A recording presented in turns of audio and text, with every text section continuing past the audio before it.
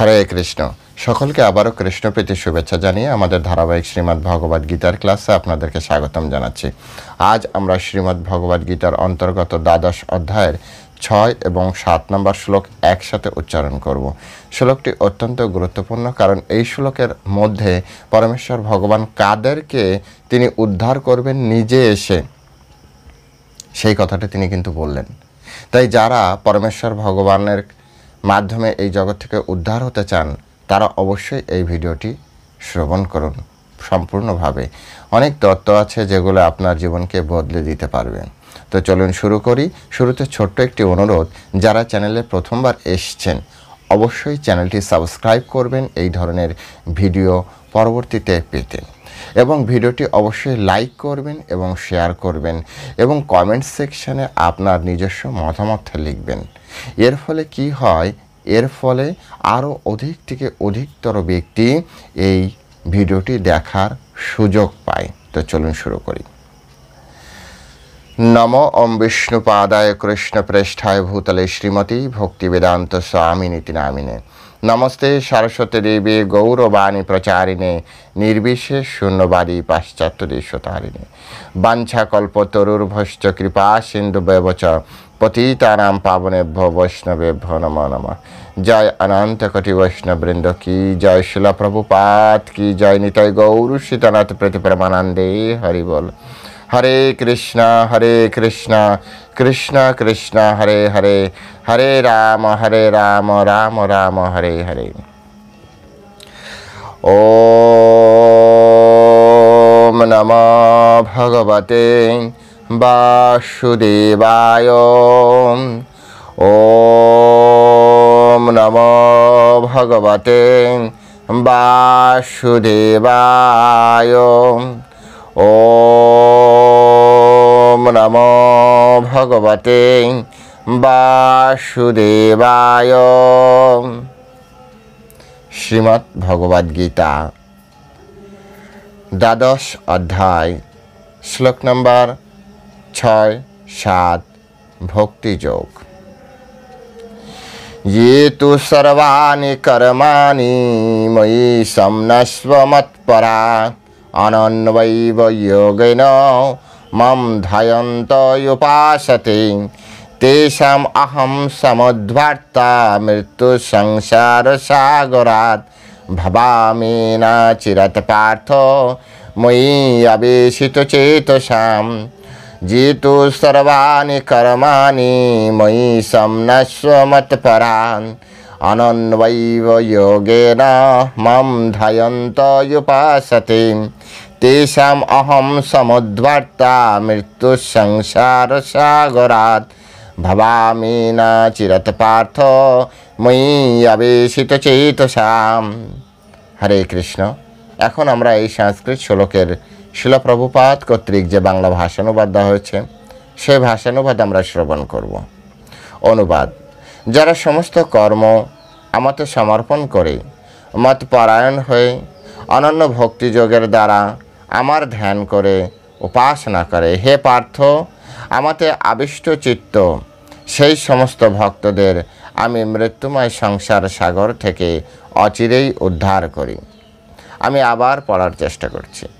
যারা সমস্ত কর্ম আমাতে সমর্পণ করে মতপরায়ণ হয়ে অনন্য ভক্তিযোগের দ্বারা আমার ধ্যান করে উপাসনা করে, হে পার্থ, আমাতে আবিষ্ট চিত্ত সেই সমস্ত ভক্তদের আমি মৃত্যুময় সংসার সাগর থেকে উদ্ধার করি।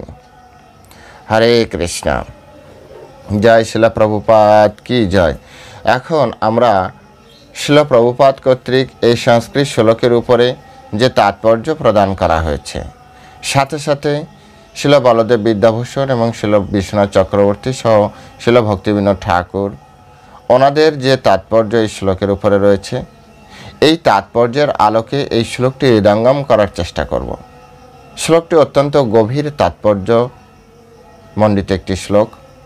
এই শ্লোকের মাধ্যমে পরমেশ্বর ভগবান কিন্তু স্পষ্ট করে বললেন, তেষাম অহম সমুদ্ভর্তা, আমি তাদেরকে উদ্ধার করব। স্বয়ং ভগবান তিনি নিজে এসে উদ্ধার করবেন। কাদেরকে বললেন, কি কি গুণ থাকলে ভগবান নিজে এসে তাদেরকে উদ্ধার করবেন। এই বিষয়গুলি ডিটেলস আলোচনা হবে এই শ্লোকের বা এই ভিডিওর মাধ্যমে। যারা ধর্মতত্ত্ব সম্পর্কে জানতে চান, খুঁটিনাটি বিষয়গুলি জানতে চান, সূক্ষ্ম বিষয়গুলি বিচার করতে চান, তাদের জন্য এই ভিডিওটি অত্যন্ত ফলপ্রসূ হবে। যারা এই জগৎ থেকে উদ্ধার হতে চান, তাদের জন্য এই ভিডিওটি অত্যন্ত ফলপ্রসূ হবে। কিন্তু যারা ভাবছেন এই জগতে সব, এই জগতের বাইরে কিছু নেই, তাদের জন্য এই ভিডিওটি হয়তোবা কোনো কাজেই আসবে না। কিন্তু যে সকল ভক্ত মন প্রাণ দিয়ে ভগবানের সেবা করছেন, যাদের উদ্দেশ্য ভগবত প্রাপ্তি, ভগবত ধাম যাদের গন্তব্য, তাদের জন্য পরমেশ্বর ভগবান শ্রীকৃষ্ণ স্বয়ং কিভাবে আসবেন, কেন আসবেন, কি কি লক্ষণ থাকলে তিনি আসবেন, স্বয়ং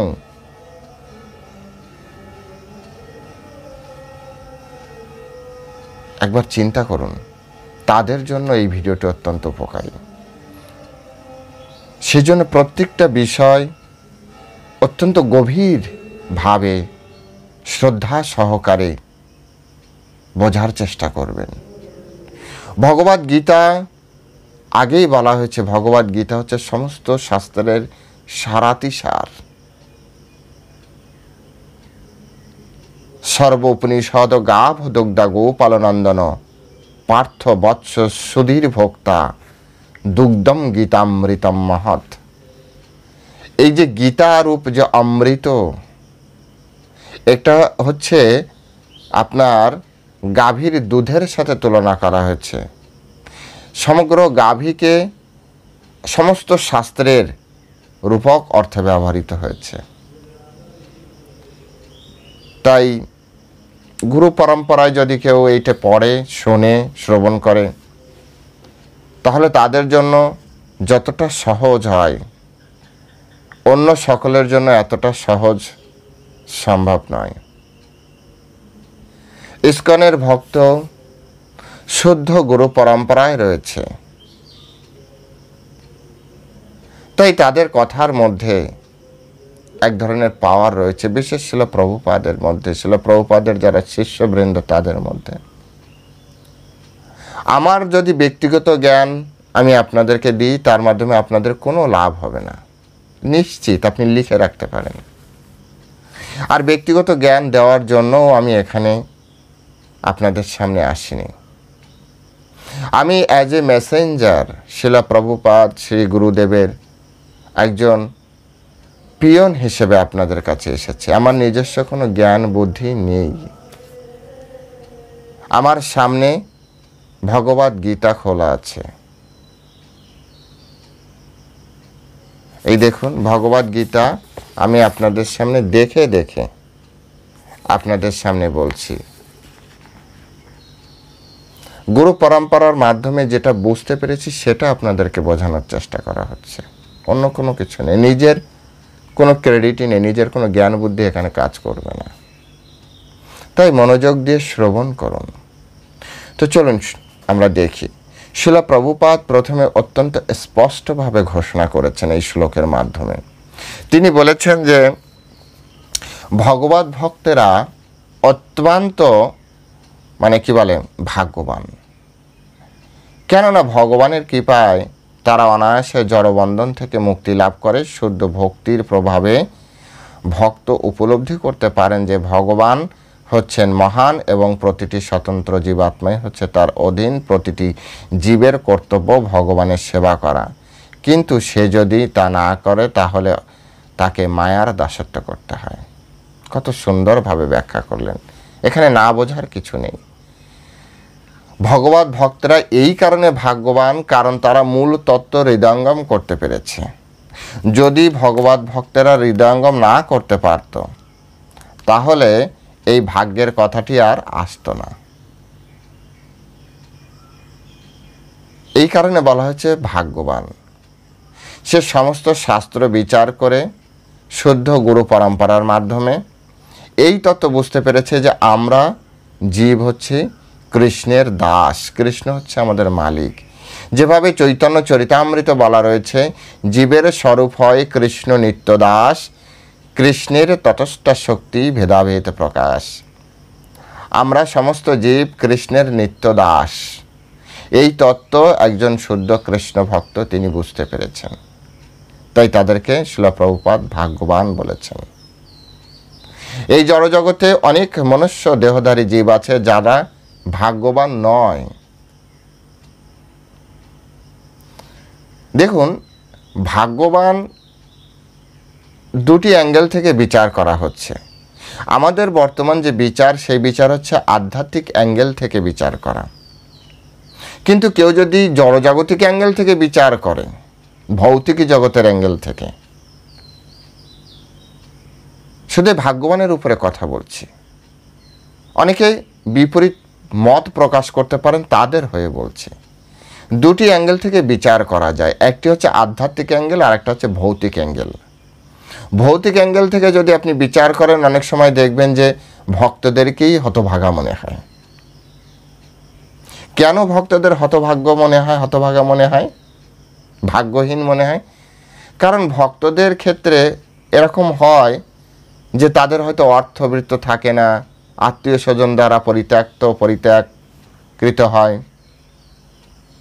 তাদের জড়জাগতিক ভৌতিক জগতের বন্ধুবান্ধব তেমন থাকে না, এক কথায় জড়জগতের সাথে তাদের কোনো লেনাদেনা থাকে না। তাই ভৌতিক অ্যাঙ্গেল থেকে যদি আপনি বিচার করেন, তাহলে ওই ভক্তকে কিন্তু ভাগ্যহীন বলা হবে। দেখো, এর কোনো বন্ধু নেই, এর কোনো সামাজিক স্ট্যাটাস নেই, এর কোনো বাড়ি নেই, গাড়ি নেই, টাকা নেই, পয়সা নেই, হ্যাঁ, এ সোসাইটি মেনটেন করে না, সোসাইটির সাথে রিলেশন রাখে না। এটা হচ্ছে ভৌতিক অ্যাঙ্গেল। আমাদের আলোচ্য বিষয় হচ্ছে আধ্যাত্মিক অ্যাঙ্গেল। আধ্যাত্মিক দৃষ্টিকোণ দিয়ে চিন্তা করা।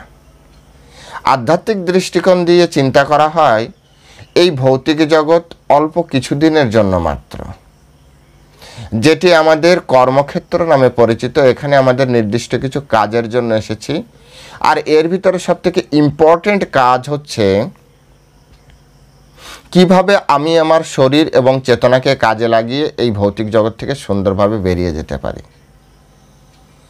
আধ্যাত্মিক ব্যক্তির দৃষ্টিভঙ্গি হচ্ছে এমন, এই জগতে আমি ছিলাম না, আমি এসেছি, আর অন্তিমে আমি এই জগতে থাকবো না, তার মানে এই জগতের লোক আমি নই। যেহেতু এই জগতের লোক আমি নই, সেই হেতু এই জগতের সাথে আমার খুব বেশি লেনাদেনা হওয়া উচিত নয়।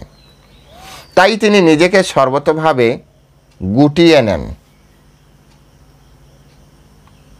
সর্বতোভাবে গুটিয়ে নেওয়ার পরে তিনি কি করেন? তিনি ভগবানের সাথে যুক্ত হয়ে যান। শ্রীল প্রভুপাদের এখানে যে ভাগ্যবান বলার যে অ্যাঙ্গেল, সেটি হচ্ছে ভৌতিক অ্যাঙ্গেল নয়, আধ্যাত্মিক অ্যাঙ্গেল।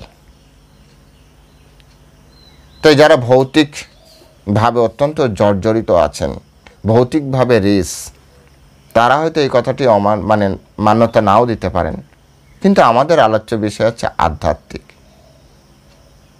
এই জগতে কেউ থাকবে না। কত বড় বড় সম্রাট চলে গেল, কত বড় বড় সাম্রাজ্য ধ্বংস হয়ে গেল মাটির নিচে। সুতরাং আমিও থাকবো না, আপনিও থাকবেন না, আমাদের প্রভাবও থাকবে না, একসময় নাম গন্ধ কিছুই থাকবে না। অনেক মহান বড় বড় ব্যক্তি এই জগৎ থেকে চলে গিয়েছেন। কয়জন রাজার নাম আমি আপনি জানি বলুন? কয়জনের নাম জানি? তারাও রাজত্ব করেছে প্রচণ্ড দাপটে। সময় একদিন সব কিছু নষ্ট করে দেয়। তাই এই জগৎ আমাদের নয়, এই জগতের সাথে আমাদের তত বেশি রিলেশন রাখারও খুব বেশি প্রয়োজন আছে বলে আধ্যাত্মিক জগতের গুরুজনেরা কখনো মনে করেন না। এই জগৎকে জাস্ট কর্তব্য কর্ম হিসেবে গ্রহণ করাটাই হচ্ছে সব থেকে ভালো। এক্সটেন্ড কিছু কর্তব্য কর্ম আছে, সেটা করুন, ব্যাস। এই শ্লোকে বলা হচ্ছে যেহেতু সর্বাণি কর্মাণি। প্রথম শ্লোকে ভগবান যাদেরকে উদ্ধার করবেন, প্রথম শ্লোকে ভগবান যাদেরকে উদ্ধার করবেন তাদের কোয়ালিটি সম্পর্কে বললেন। দ্বিতীয় শ্লোকে ভগবান প্রতিজ্ঞা করলেন। তাই প্রথম শ্লোকটি অত্যন্ত গুরুত্বপূর্ণ, দ্বিতীয় শ্লোকটি মানে ভগবান প্রতিজ্ঞা করেছে, কিভাবে প্রতিজ্ঞা করেছে সেটা আরো গুরুত্বপূর্ণ। প্রথম শ্লোকে পরমেশ্বর ভগবান বললেন যেহেতু সর্বাণি কর্মাণি ময়ি, কিন্তু যেহেতু, কিন্তু যাহারা, যে মানে যাহারা বা যারা, তু মানে কিন্তু, কিন্তু যারা, কিন্তু শব্দ কেন ব্যবহার হলো? কিন্তু দেখুন, আমরা যখন বাংলা লিখি না, কিন্তু যদি বলা হয় তার মানে আগে একটা সেন্টেন্স আছে। কিন্তু দুটি বাক্যকে যুক্ত করে এমন একটি শব্দ যে তু। এই যে তু শব্দ ব্যবহৃত হচ্ছে, কিন্তু এই তু দ্বারা এর আগের শ্লোকের সাথে এটি যুক্ত করা হয়েছে, মানে 5 নম্বর শ্লোকটি কি বলা হয়েছিল? যারা প্রতিদিন শ্রবণ করছেন তারা নিশ্চয় জানেন। ক্লেশ অধিকতর তেষাম অব্যক্ত আসক্ত চেতসাম অব্যক্তা হি গতির দুঃখাম দেহাদ ভীর অবাপতে। অর্থাৎ যাদের মন ভগবানের অব্যক্ত নির্বিশেষ রূপের প্রতি আসক্ত, তাদের ক্লেশ অধিকতর। কারণ অব্যক্তের উপাসনার ফলে দেহধারী জীবের কেবল দুঃখই লাভ হয়। অর্থাৎ যারা নিরাকার ব্রহ্মের উপাসনা করে তাদের জীবনে শুধু দুঃখই আর দুঃখ। এটা গত ক্লাসে সুন্দরভাবে আলোচনা হয়েছে বিভিন্ন রেফারেন্সের মাধ্যমে। তারপরে শ্লোক 6 নম্বর, 5-এর পরে 6, এই 5-এর সাথে যুক্ত করে কিন্তু যারা অব্যক্তের উপাসনা করে তাদের জীবনে দুঃখ। তারপরে ভগবান বলছে কিন্তু যারা সর্বাণি কর্মাণি ময়ি, যারা সমস্ত কর্ম আমার উদ্দেশ্যে করে, সমস্ত কর্ম। একটা ব্যক্তি জীবনে যত কর্ম করতে পারে সমস্ত কর্ম কৃষ্ণের জন্যই শুধুমাত্র করে।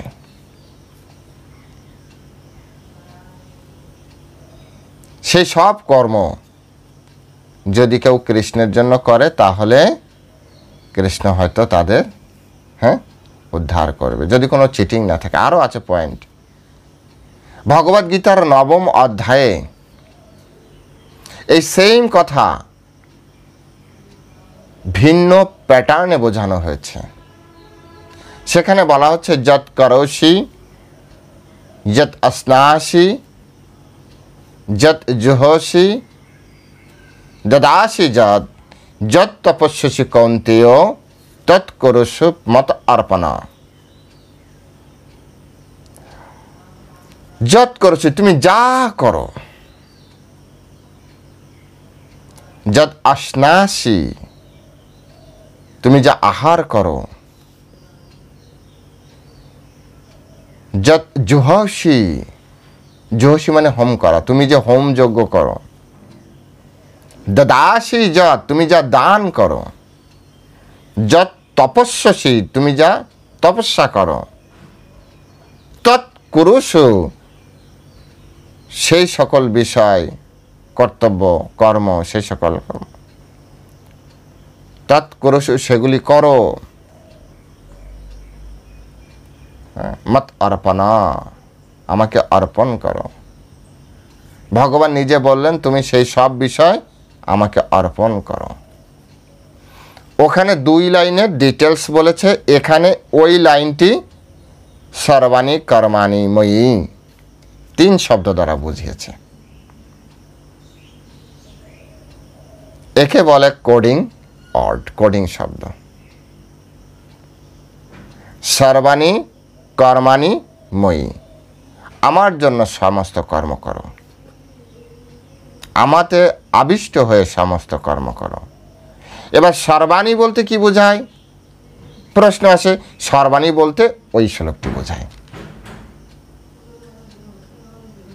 সর্বাণী বলতে পুরো নবম অধ্যায়ের 27 নম্বর শ্লোক এটি। যাই হোক, আপনারা দেখে নেবেন পরিষ্কারভাবে। যৎ করসি যৎ অশ্নাসি যজুষি দদাসি যৎ যৎ তপস্যসি কন্ত তৎকুরস্য মত্তর্পণ। যজ্ঞ অর্থাৎ কর্ম নন্যত্র লোকয়ম কর্মবন্ধন। কিভাবে রান্না করবেন? হ্যাঁ, যে আপনি বলবেন ঠিক আছে ভগবানকে যা আমরা খাই সব ভগবানকে দিয়ে দেবো, তো তার আগে ভগবান 26 নম্বর শ্লোকে বলেছে, পত্রম পুষ্পম ফলম তোয়াম যমে ভক্তা প্রযচ্ছতি তদ আহম ভক্ত উপরিতম স্নামি প্রজত আত্মানাহ। যে বিশুদ্ধ চিত্ত নিষ্কাম ভক্ত ভক্তি সহকারে আমাকে পত্র পুষ্প ফল জল অর্পণ করে, আমি তার সেই ভক্তিপ্রত উপহার প্রীতি সহকারে গ্রহণ করি। সুতরাং যা ইচ্ছা তাই দিতে পারবেন, আপনাকে পত্র পুষ্প ফল জলের মধ্যেই দিতে হবে। এবার রান্না করবেন কি? তাহলে ঠিক আছে আমাদের জন্য রান্না করে ভগবানকে দিয়ে দেবো। ভগবান বলছে না, যজ্ঞাশিষ্ট আসন সন্ত মুষ্যন্ত সর্বকিল বিষয় ভুঞ্জতে অঘম পাপা যে পচন্তি আত্মকারণাৎ। নিজের জন্য রান্না করা যাবে না, প্রতিগ্রাসে পাপ ভক্ষণ হবে। তাহলে কার জন্য রান্না করতে হবে? বলছে ভগবানের জন্য রান্না করতে হবে। এভাবে একটার সাথে একটা কানেক্ট আছে। কানেক্টটা বুঝতে পারলে গীতা খুব মজার, আনন্দদায়ক, অত্যন্ত সুখদায়ক, পড়তেও মজা লাগে। কিন্তু আমরা বেশিরভাগ মানুষ অহংবোধে নিজে নিজে গীতা পড়ি, তো ফলে কানেক্ট করতে পারি না। আর কানেক্ট না করতে পারলে কি হয়? আমরা যখন কেমিস্ট্রি পড়তাম তখন আমাদের টিচার একদিন বলেছিল, কেমিস্ট্রি যদি তুমি বুঝতে পারো তাহলে তোমার কাছে বাংলা কি? রসায়ন, কেমিস্ট্রি বাংলা রসায়ন, রসযুক্ত আনায়ন, যে তোমাকে রস আনায়ন করতে পারবে, মানে তোমাকে আনন্দ দান করতে পারবে, রস দান করতে পারবে। কিন্তু যে কেমিস্ট্রি বুঝতে পারে না, প্রিন্সিপাল বুঝতে পারে না, তার কাছে এই রসায়নের সন্ধি বিচ্ছেদ হয় বিষযুক্ত আনায়ন, বিষায়ন, খুব কষ্টদায়ক তার জন্য। তাই রস আস্বাদন করার জন্য গুরু পরম্পরার মাধ্যমে শান্ত চিত্তে শ্রদ্ধা সহকারে ভক্তি ভরে এই সকল কথাগুলি শ্রবণ করা। এই শ্রবণের মাধ্যমে এই কথাগুলি সহজ হয়। এখানে খুব সুন্দরভাবে তিনি বললেন সর্বাণী কর্মাণি ময়ী। তারপরে বললেন সমনস্য মতপরা। এই সমনস্য মানে কি? সমনস্য মানে ত্যাগ করা। কৃষ্ণ কৃপা শ্রীমূর্তি শিল অভয় চরণারবিন্দ ভক্তি বেদান্ত স্বামী প্রভুপাদ এই সমনস্য উপরে খুব বেশি ব্যাখ্যা করেননি, কিন্তু এই বিষয়টি বলদেব বিদ্যাভূষণ খুব সুন্দরভাবে ব্যাখ্যা করেছেন। সমনস্য মানে কি? শ্রী বলদেব বিদ্যাভূষণ তিনি বলছেন যে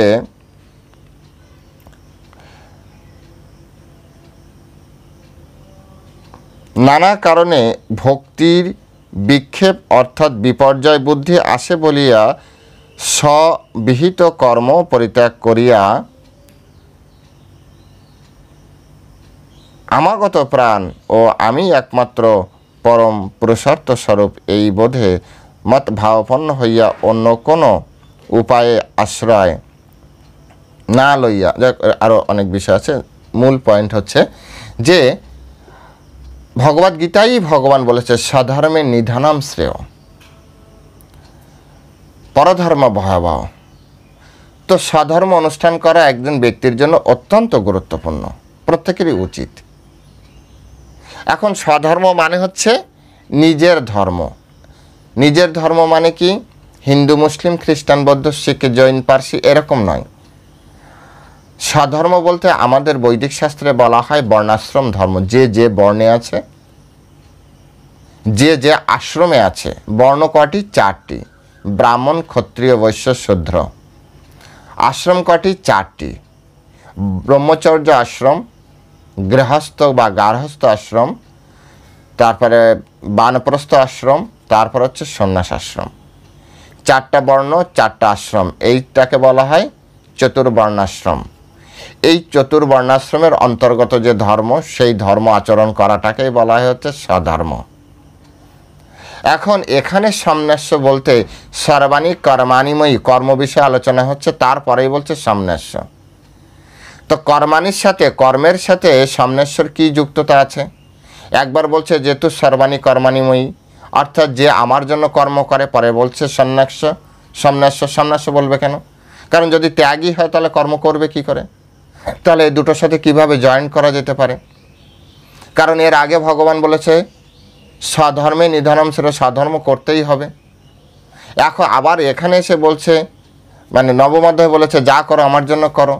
এখানেও শুরু করেছে আমার জন্য কর্ম করা উচিত, আমাতে কর্ম করা উচিত। পরে তিনি সন্ন্যাস কেন লাগিয়েছেন? আর সন্ন্যাস মানে হচ্ছে সন্ন্যাস। সন্ন্যাস সরাসরি অর্থ হচ্ছে ত্যাগ করা বা সন্ন্যাস গ্রহণ করা। তার মানে আপনি কর্ম ত্যাগ করেছেন। তো কর্ম ত্যাগ যদি করতেই বলছেন, তাহলে আগে কেন বলছেন কর্ম করতে? তাহলে এই ত্যাগের সাথে ওই শব্দগুলি বা ওই সেন্টেন্সগুলির কী মিল আসবে? সেই জিনিসটা কিন্তু বলদেব বিদ্যাভূষণ বলেছেন, কানেক্ট করিয়েছেন। কিভাবে?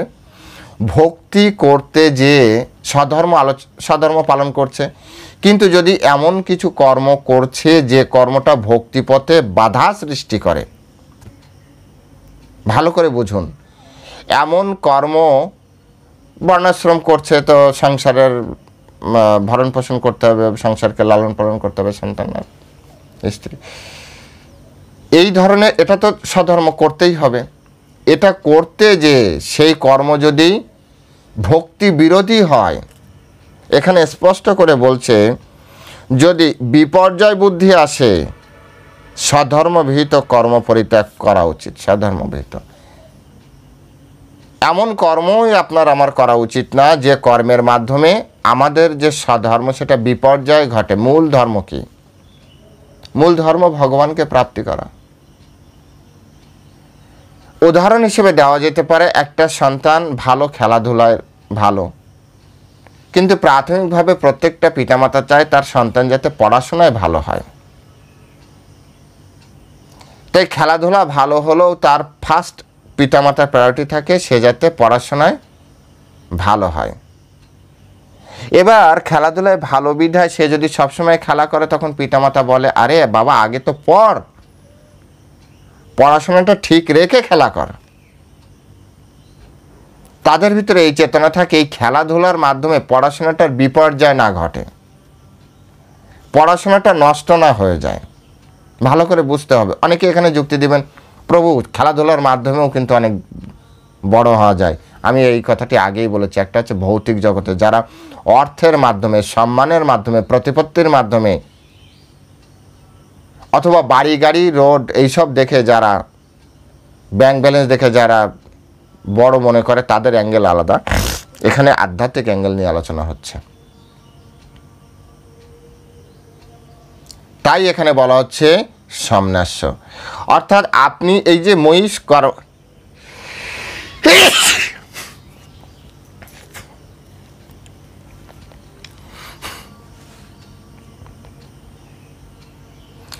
এখানে যে বলা হচ্ছে যে যেহেতু সর্বাণী কর্মাণিময়ী, অর্থাৎ আমার জন্য সমস্ত কর্ম করতে, এই কর্ম করতে যে এমন এমন কর্ম আপনি না করেন যা আপনার ভক্তি বিপর্যয় ঘটে,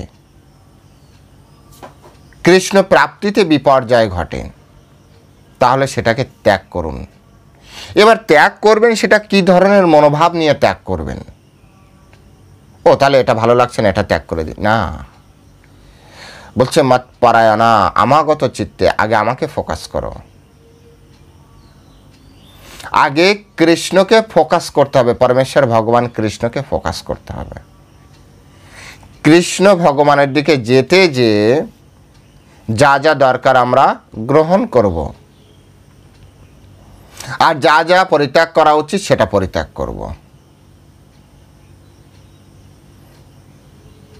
নির্বন্ধ কৃষ্ণ সম্বন্ধে, যেটাকে বলা হচ্ছে, রূপ গোস্বামী বলেছেন, ভগবান কৃষ্ণের দিকে যেতে যে যা যা গ্রহণ করা দরকার গ্রহণ করব, ভগবান কৃষ্ণের দিকে যেতে যে যা যা ত্যাগ করা দরকার ত্যাগ করতে হবে। এই ত্যাগ করার পরে যা, কিন্তু কারণ আপনি মত পরায়ণা অর্থাৎ কৃষ্ণ পরায়ণা। এরপরে আপনি যে কর্ম করছেন সেগুলি সবই হচ্ছে কৃষ্ণগত হচ্ছে, মই হচ্ছে, কৃষ্ণতে হচ্ছে। যে যেগুলি আপনার জন্য, সবার জন্য কি সব কিছু বাধা স্বরূপ, সব কিছু ত্যাগ করার দরকার আছে? না।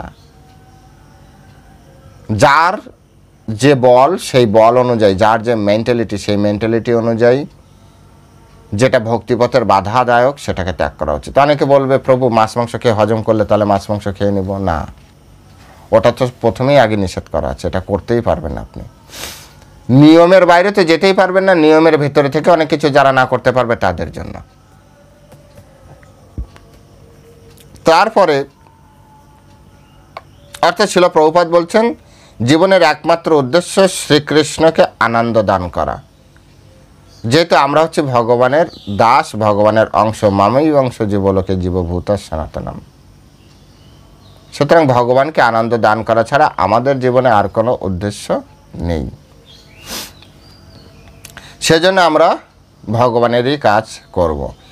তারপর বলছে অনন্যৈব যোগেন। অনন্যৈব মানে অবিচলিত, যোগেন মানে ভক্তিযোগের দ্বারা, ধ্যায়ন্ত উপাসতে, ভক্তিযোগের দ্বারা প্রভাবিত হয়েই তারপরে ধ্যান করতে হবে। অনেকে ধ্যানের মাধ্যমে এই যে দেখুন দেখুন গীতায় বলেছে, ভগবান বলেছে ধ্যায়ন্ত উপাসতে।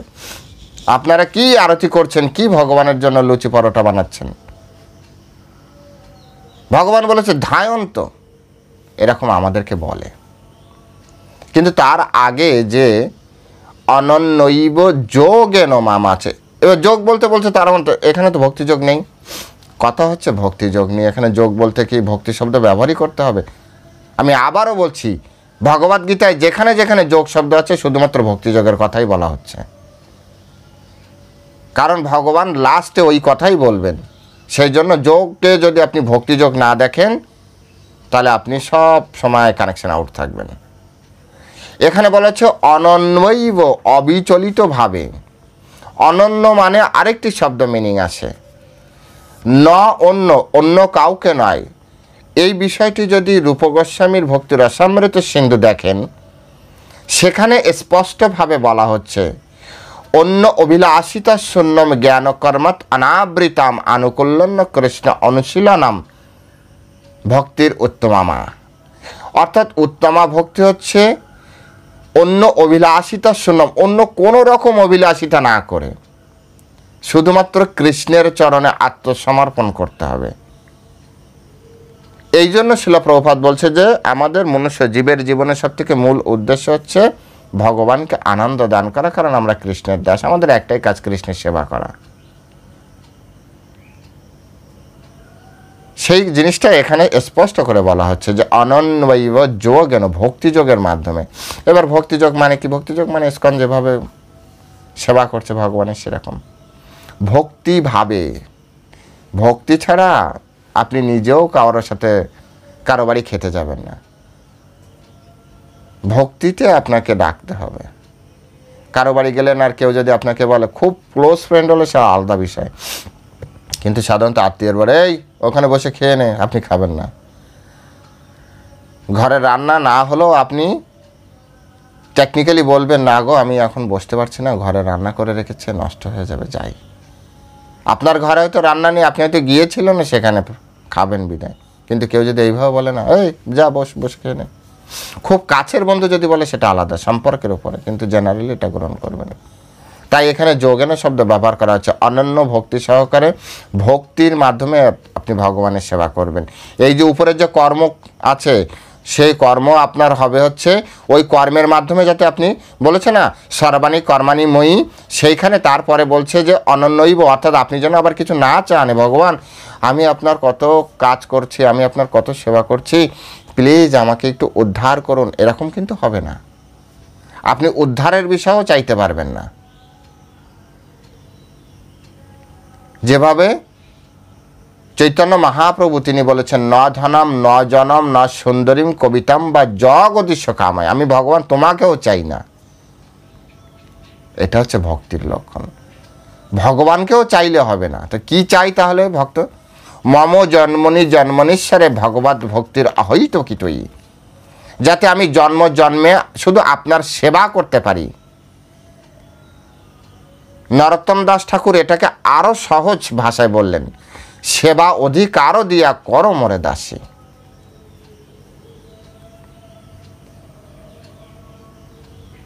সুন্দরভাবে বোঝাচ্ছে, শুধু সেবার অধিকার চাই। চাকর কি করবে?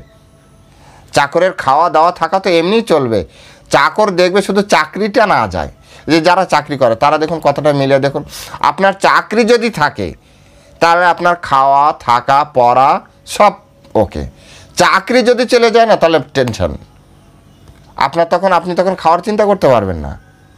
তাই আমরা জীব হচ্ছে কৃষ্ণের চাকর, আমাদের সব কিছু সুন্দর চলবে যদি আমরা চাকরিটাকে টিকিয়ে রাখতে পারি। তাই কৃষ্ণের কাছে আমাদের একটাই অনুরোধ, আমার চাকরিটা না যায়। এই কথাটি হচ্ছে পরমেশ্বর ভগবান শ্রীকৃষ্ণ চৈতন্য মহাপ্রভু তিনি শিখিয়েছেন। ন ধনম, আমি ধন চাই না, আরে ধন তো এমনি আসবে। ন জনম, ফেমাসনেস চাই না, আমার এত লোকবল দরকার নেই তো। কিন্তু শিল প্রভুপাদের লোকবল দেখুন। ন সুন্দরীম, আমি কোনো ভালো স্ত্রীও চাই না, স্বামীও চাই না। ন কবিতাম, আমি অত্যন্ত বড় ব্যক্তি, বড় মানের ব্যক্তিও হতে চাই না। ন জগদীশ কাময়, আমি তোমাকেও চাই না, তোমাকে দিয়ে কী হবে, আমার চাকরি দরকার। মম জন্মনি জন্মনীশ্বরে ভবতাৎ ভক্তি রহিত কিতই, ভক্তি মানে হচ্ছে সেবা, কারণ বিনা সেবায় ভক্তি হয় না। কত সুন্দরভাবে বোঝা যায় বিষয়গুলি। আমি জানি না আপনারা কতটা বুঝতে পারছেন, যারা কি বুঝতে পেরেছেন লিখবেন কমেন্টসে, তবে আমিও বুঝতে পারবো। এগুলি হচ্ছে বোঝার বিষয়। তাই বলা হচ্ছে যে কোনো রকম চাওয়া পাওয়া থাকলে কিন্তু আপনার এটা আবার ভগবান কিন্তু এটা কিন্তু মানে সেই অনন্য ভক্তি হবে না। এই জন্য বলছে অনন্যইব যোগেন মাম ধ্যায়ন্তে, ভক্তিযোগের দ্বারাই আপনি ভগবানের উপাসনা করেন। আপনার যে ধ্যান সেটা হরে কৃষ্ণ কৃষ্ণ কৃষ্ণ হরে হরে, হরে রাম রাম রাম হরে হরে। আপনি যখন বসবেন তখন এই হরে কৃষ্ণ মহামন্ত্র, কারণ এটি কলিযুগের মহামন্ত্র। ইতি সরসকম নাম নাম কলি কলমশ নাশনম না তো পরতর উপায় সর্ববেদেষু দৃশ্যতে। সমস্ত বেদ পুরাণ উপনিষদ থেকে এটি দেখা গিয়েছে যে এর থেকে শ্রেষ্ঠ আর কোনো পথ নেই। সুতরাং আর কিছু বলার নেই, অন্য কোনো উপায় নেই, অন্য কোনো উপায়ও আপনার এটা আপনার কার্যসিদ্ধি হবে না। তাই এখানে এটি করতেই হবে।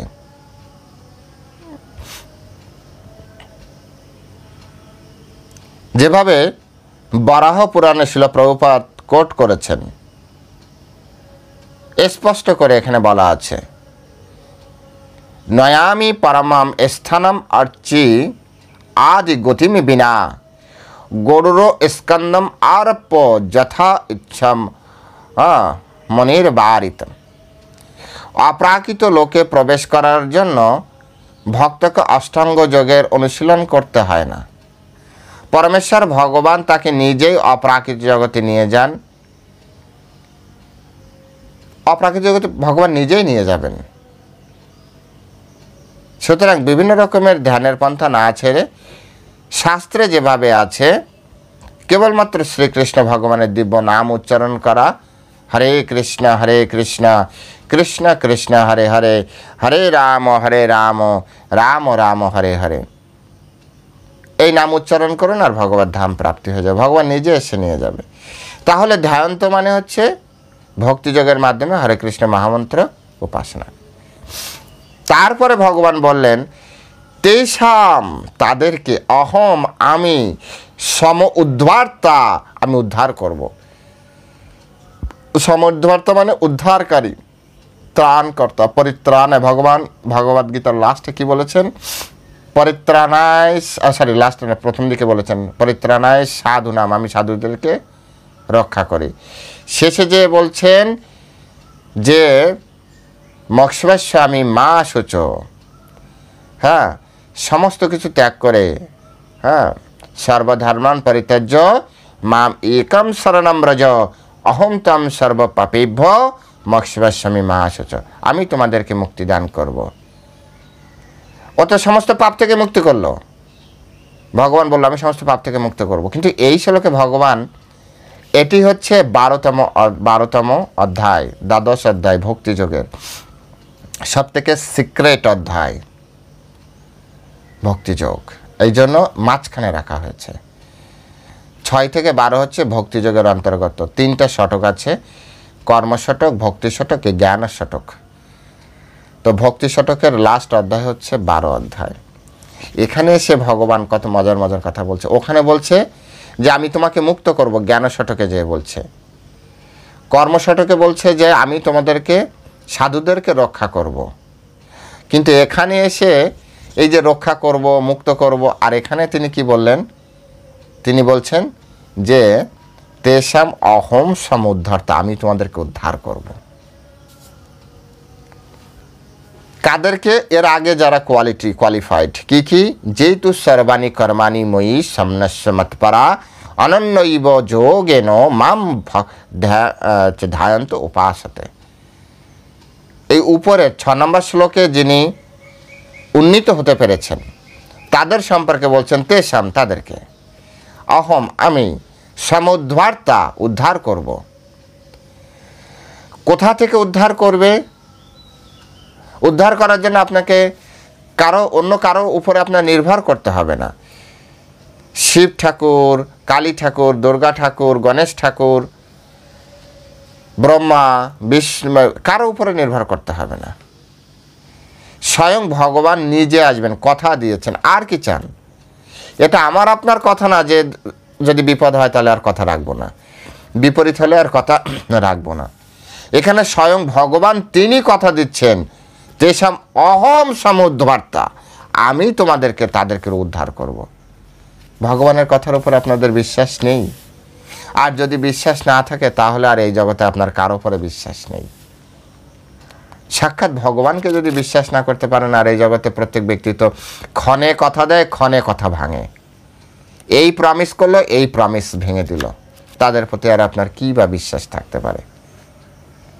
স্বয়ং ভগবান বলেছেন তেষাম অহম সমুদ্ধার্তা, আমি তাদেরকে উদ্ধার করব। কোথা থেকে? মৃত্যু সংসার সাগরাত। এই জগৎকে মৃত্যু সংসার সাগর বলা হয়। এই সংসার সাগর, মৃত্যু সংসার, এখানে সবাইকে মরতে হবে। এমন কোনো ব্যক্তি নেই যিনি এই জগতে বেঁচে থাকতে পারবেন। মৃত্যু সবাইকে গ্রাস করবে, মৃত্যু সবারই হবে। তাই এই জন্ম মৃত্যুর যে সংসার, সেই সংসার থেকে উদ্ধার করবেন। আচ্ছা, উদ্ধার করার পরে ভগবান তো বলেছেন যতস্যই ধ্রুবা মৃত্যু ধ্রুবম জন্ম মৃত্যুস্য, যার জন্ম হয়েছে তার মৃত্যু হবে, আবার যার মৃত্যু হয়েছে তার জন্ম হবে। তাহলে তিনি উদ্ধার করে বা কী করলো? এই মরলাম, পরে তো আবার জন্ম হবে। ভগবান বলছে না, ভগবান যদি উদ্ধার করে তাহলে ভগবান ধাম নিয়ে যাবে। বরঞ্চ ভগবান বললেন যে অপ্রাপ্যমাম নিবর্তন্তে মৃত্যু সংসার আবর্তনী, যদি কেউ ভগবানকে না পায় তাহলে তার জন্ম মৃত্যুর চক্রে আবার আসবে। কিন্তু ভগবানকে যে প্রাপ্তি করবে, আব্রহ্ম ভুবনলোকা পুনরাবর্তন, এই ব্রহ্মলোক পর্যন্ত সব কিছু বারবার জন্ম মৃত্যুর চক্রে বারবার পরিবর্তন হচ্ছে। হ্যাঁ, কিন্তু মাম উপেক্ষিত কৌন্তেয় পুনর্জন্ম না বিদ্যাতে। কিন্তু কেউ যদি আমার কাছে ফিরে আসে তাহলে তাকে জন্ম মৃত্যুর চক্রে ফিরে যেতে হবে না। পুনর্জন্ম না বিদ্যাতে, ওখানে একবার বললেন, তারপর আরেকবার বলেছেন যদ্গত না নিবর্তন্তে তদ্ধাম পরমাম মম, যেখানে গেলে আর ফিরে আসতে হয় না সেটাই হচ্ছে আমার ধাম। এখানে তিনি যখন উদ্ধার করবেন তিনি তার অন্য লোকে নিয়ে যাবেন না, তিনি তার ধামে নিয়ে যাবেন। আপনি যদি আমাকে ইনভাইট করেন তাহলে কি অপরের বাড়ির জন্য আপনি ইনভাইট করবেন, আপনার বাড়ির জন্য ইনভাইট করবেন? আমি যদি আপনাকে ইনভাইট করি তাহলে কি অপরের বাড়ির জন্য ইনভাইট করবো না আমার বাড়ির জন্য ইনভাইট করব? এগুলি বোঝার বিষয় আছে, এগুলি বোঝার বিষয়। ভগবান নিজে বলেছেন তেষাম অহম সমুদ্ধার্তা, আমি নিজে তোমাদেরকে উদ্ধার করব। তো ভগবান উদ্ধার করে কি ইন্দ্রলোকে ছেড়ে দিয়ে যাবে, ব্রহ্মলোকে ছেড়ে দিয়ে যাবে? তিনি আসবেন গরুর দেবের পিঠে উঠে। যেভাবে এর আগে যে উদাহরণটি শিলা প্রভুপাদ দিয়েছে, গরুর স্কন্দম আরপ্য, গরুর স্কন্দের উপরে উঠে আসবেন, তো তিনি তার ধামে নিয়ে চলে যাবেন। না বাবা তুমি এখানেই থেকে যাও, একবারও বলবেন এমন, শক করে চলে যাবে একেবারে, খুব সুইফট, আপনি বুঝতেও পারবেন না। তাই এই মৃত্যু সংসার থেকে কে উদ্ধার করতে পারে? একমাত্র ভগবান, অন্য কেউ এই মৃত্যু সংসার সাগর থেকে উদ্ধার করতে পারবে না। শিল প্রভুপাদ উদাহরণ দিয়েছেন, কাউকে যদি সমুদ্রের মাঝখানে ছেড়ে দেওয়া হয়, তিনি যত বড়ই সাঁতারু হন না কেন, যত বড় সাঁতারু হন, তিনি স্বেচ্ছায় ওই সাগর থেকে তিনি উদ্ধার হতে পারবেন না, যতক্ষণ না তাকে কেউ তুলে নিচ্ছে। তাই আমাদের এই সংসারকে, মৃত্যুময় সংসারকে ভগবান সাগরের সাথে তুলনা করেছেন। এই মৃত্যু সংসার থেকে আমি আপনি যত বড়ই যা কিছু হই না কেন, আমি আপনি উদ্ধার হতে পারবো না। যত বড় তপস্বী হই না কেন, এই জগৎ থেকে আমি আপনি উদ্ধার হতে পারবো না, যদি ভগবান নিজে এসে আমাদেরকে উদ্ধার না করে। এখানে সেই কথাটি অত্যন্ত গুরুত্বের সহিত বলা হয়েছে। তা নাহলে বলতো তুমি তপস্যা করো, তুমি উদ্ধার হয়ে যাবে না। বলবেন যে তাহলে যারা যারা বড় বড় তপস্বী, তারা এই জড়জগতে বড় বড় লোক আছে, ভালো ভালো জায়গা আছে, সেখানে থাকবে।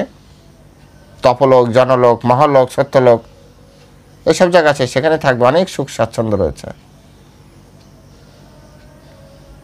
আমাদের পার্শ্ববর্তী যে, আমরা তো ভারতবর্ষে আছি, ভারতবর্ষের পার্শ্ববর্তী যে বর্ষগুলি আছে সেখানেও অত্যন্ত সুখ আছে। কিমপুরুষ বর্ষ, ইলাবর্ত বর্ষ, ওসব জায়গাও অনেক সুখ আছে, সুখের জায়গার অভাব নেই। আমাদের এই জম্বুদ্বীপ বাদেও যে দ্বীপ আছে, সপ্তদ্বীপা পৃথিবী বলা হয়, তার 7টা দ্বীপের ভিতরে জম্বুদ্বীপ একটি, মিডিলের দ্বীপ। এছাড়া আশেপাশে মানে আমাদের পরে আরও অনেক দ্বীপ আছে, সেই দ্বীপেও স্বর্গের থেকে অত্যাধিক সুখ রয়েছে। ভগবান সেখানে নিয়ে রাখার কথা বলছে না, ভগবান বলছে এখান থেকে উদ্ধার করে নিয়ে যাবে। তারপরে তিনি বললেন, ভবামি ন চিরাত পার্থ। ভবামি মানে হচ্ছে, ভবামি মানে হই, ন চিরাত মানে অচিরেই। হে পার্থ, আমি অচিরেই তাদেরকে উদ্ধার করব। কাদের? যাদের মই আবেশিত চিত্তসাম, যাদের চিত্ত ভগবানে আবিষ্ট হয়ে আছে। এই যে মই আবেশিত চেতসাম, এই শব্দটা কিন্তু ভগবান 2 নম্বর শ্লোকে ব্যবহার করেছেন। সেখানে কি বলেছিলেন আপনাদের নিশ্চয় মনে আছে কিনা, না থাকলে আমি একবার মনে করিয়ে দিচ্ছি। মই আবেশ্য মনো যে মাম নিত্যযুক্ত উপাসতে শ্রদ্ধায়া পরয়া পীতস্তে মি যুক্ততমামতা। অর্থাৎ ভগবান শ্রেষ্ঠ ভক্ত, কাকে শ্রেষ্ঠ ভক্ত বলছেন সেই সম্পর্কে বলতে যে তিনি বললেন, যারা তাদের মনকে আমার সবিশেষ রূপে আবিষ্ট করেছে। মই আবেশ্য মনো যে মাম, এখানে ওই সেম কথা বললেন, মই আবেশিত চেতসাম, যাদের চিত্ত সম্পূর্ণভাবে ভগবানে আবিষ্ট হয়ে আছে। মই মানে আমাতে, আবিষ্ট মানে আবিষ্ট, চেতসাম মানে চিত্ত। যাদের চিত্ত, চেতনা, হৃদয়, চিত্ত মানে হৃদয়, সম্পূর্ণভাবে ভগবানে আবিষ্ট হয়ে আছে, তাদেরকে ভগবান অচিরেই মানে কোনো রকম দেরি না করে তাদেরকে এই জগৎ থেকে উদ্ধার করবেন। 1 কোনো সন্দেহ করার দরকার নেই, 2 কোনো দেরি করারও দরকার নেই। ঠিক সময় ভগবান তাদেরকে উদ্ধার করবেন, সকলের অলক্ষ্যে এসে। স্বয়ং ভগবান তিনি নিজে এসে আমাদেরকে উদ্ধার করবেন, একটুও চিন্তা করা উচিত নয়। এই শ্লোকের মূল প্রতিপাদ্য বিষয় হচ্ছে এটি, যে যারা অনন্য ভক্তি সহকারে ভগবানের সেবা করবেন, ভক্তি করবেন, ভগবান তাদেরকে নির্দ্বিধায় উদ্ধার করবেন। আজ এ পর্যন্তই। আপনারা সকলে ভালো থাকবেন এবং ভগবানকে অনন্য ভক্তি করবেন, যাতে ভগবান আমাদেরকে সুন্দরভাবে উদ্ধার করতে পারে। হরে কৃষ্ণ। জয় শিল প্রভুপাদ কি জয়।